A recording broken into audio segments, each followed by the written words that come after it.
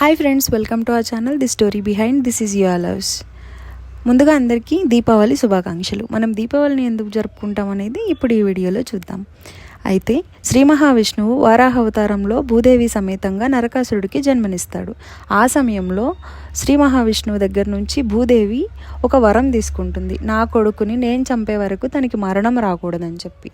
అయితే నరకాసురుడు జన్మించిన తరువాత ఆయన అందరికీ ఇబ్బంది కలిగిస్తూ ఉండేవాడు అనమాట.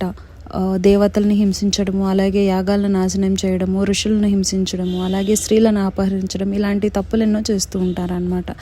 ఆ విషయాన్ని ప్రజలందరూ కలిసి కృష్ణుడికి విన్నవించుకోగా ఆయన యుద్ధానికి బయలుదేరుతారు. ఆయనతో పాటు సత్యభామ కూడా బయలుదేరుతుంది.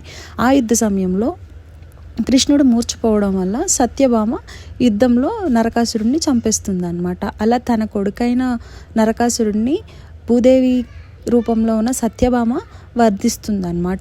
ఇలా చీకటిని తరిమేసిన పండుగ కాబట్టి మనం దీపాలు వెలిగించి దీపావళిని సెలబ్రేట్ చేసుకుంటాం. అలాగే ఆ రోజు ఆశ్వేజ బహుళ చతుర్దశి అవడం వల్ల అండ్ అది అమావాస్య రోజే ఎవ్రీ ఇయర్ రావడం వల్ల మనం అమావాస్య రోజు దీపావళిని సెలబ్రేట్ చేసుకుంటాం అనమాట. అందరికీ హ్యాపీ దివాళీ. మరిన్ని వీడియోస్ కోసం please do watch and subscribe my channel. This is your love signing off.